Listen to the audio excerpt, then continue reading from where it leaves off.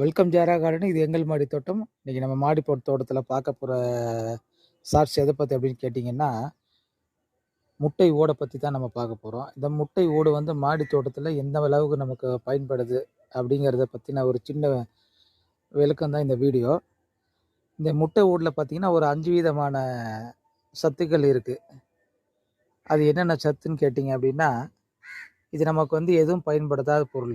நம்ம வீட்டில் முட்டை வாங்கும்போது நம்ம என்ன பண்ணுறோம் அப்படின்னா, வாங்கி முட்டை போட்டுட்டு தூக்கி போட்டுருவோம் அந்த ஓடை. இதே வந்து நம்ம மாடி தோட்டத்துக்கு போடும்போது இதில் நமக்கு என்னென்ன பயன் கொடுக்குது அப்படின்னு கேட்டிங்கன்னா, செடிகளுக்கு வந்து ஒரு நல்ல ஊட்டச்சத்தாக இது இருக்குது. கால்சியம் சத்து அதிகம். இதில் என்னன்னு பார்த்தீங்கன்னா கால்சியம், அதாவது இரும்பு சத்து அதிகம். அதே போல் பார்த்தீங்கன்னா 2வது என்னன்னு கேட்டிங்க அப்படின்னா, இது வந்து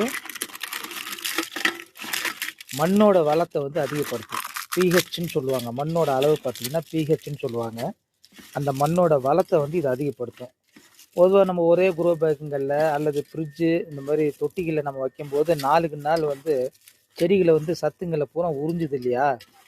அப்போ மண் சத்துங்களை உறிஞ்சு அந்த மண் வந்து கிட்டத்தட்ட சக்கை கணக்குக்கு தான் வந்துடும். இப்போ நம்ம வந்து கரும்பு ஜூஸ் போட்டு சக்கை வெளியில் வருது பார்த்திங்கன்னா, அந்த மாதிரி தான் மண்ணோட தன்மை வந்து ரொம்ப குறைஞ்சிரும், சத்து இல்லாமல் போயிடும். அந்த மாதிரி நேரத்தில் நம்ம என்ன பண்ணலாம் அப்படின்னு கேட்டிங்கன்னா, இந்த மாதிரி முட்டை தோல்களை வந்து நம்ம வந்து மண்ணுக்கு கொடுக்கலாம். அல்லது வந்து மண்புழு உரம் அந்த மாதிரி கொடுக்கலாம். இது வந்து நம்ம அது மண்புழு உரம்லாம் நம்ம வந்து காசு கொடுத்து வெளியில் வாங்குற மாதிரி இருக்கும். ஆட்டு சாணம், மாட்டு சாணம் இந்த மாதிரி கூட சில பேர் பயன்படுத்துகிறாங்க. இது வந்து ரொம்ப ரொம்ப எளிமையானது இது, சரிங்களா? நம்ம வீட்டில் பயன்படுத்தக்கூடிய இந்த முட்டை தோலை பாரு, இந்த மாதிரி தூள் தூளாக்கி நம்ம வந்து ஒவ்வொரு குரோ பேக்கிலும் கொஞ்சம் கொஞ்சம் நிறைய போடணும் இல்லை, இந்த பாரு இந்த அளவுக்கு போட்டால் போதும்.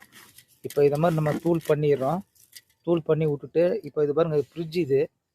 இதில் பாருங்கள் கொஞ்சம் இந்த மண்ணை நம்ம இப்படி நோண்டி விட்டுட்டு, இந்த மாதிரி இப்படி மண்ணை கொஞ்சம் எடுத்து விட்டுட்டு, இந்த பாருங்க இதை இப்படி போட்டு இந்த மண்ணை கலந்துடணும். நம்ம அப்படியே போட்டால் கொஞ்சம் லேட்டாக மக்கும்.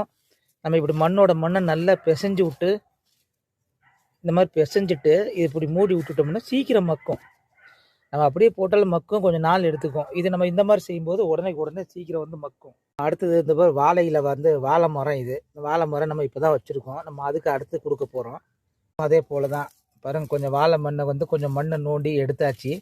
எடுத்ததுக்கப்புறம் நல்ல மண்ணை இப்படி நல்லா பிசைஞ்சிடணும். இப்படி மண்ணை பிசைஞ்சு விட்டு இப்படி மூடி விட்டால் போதும். அது வந்து மண் வந்து மக்கி உங்களுக்கு வந்து அந்த சத்து பூர்ண அந்த செடிகள் வந்து உறிஞ்ச ஆரம்பிச்சிடும். இந்த மாதிரி எல்லா செடிகளுக்குமே நீங்கள் கொஞ்சம் கொஞ்சம் வீட்டில் சேர்ல இந்த முட்டையோட பயன்படுத்தலாம். இந்த வீடியோ பார்க்குறவங்க மறக்காமல் ஷேர் பண்ணுங்கள், லைக் பண்ணுங்கள், எங்களோட சேனலை சப்ஸ்கிரைப் பண்ணுங்கள், எங்களுக்கு சப்போர்ட்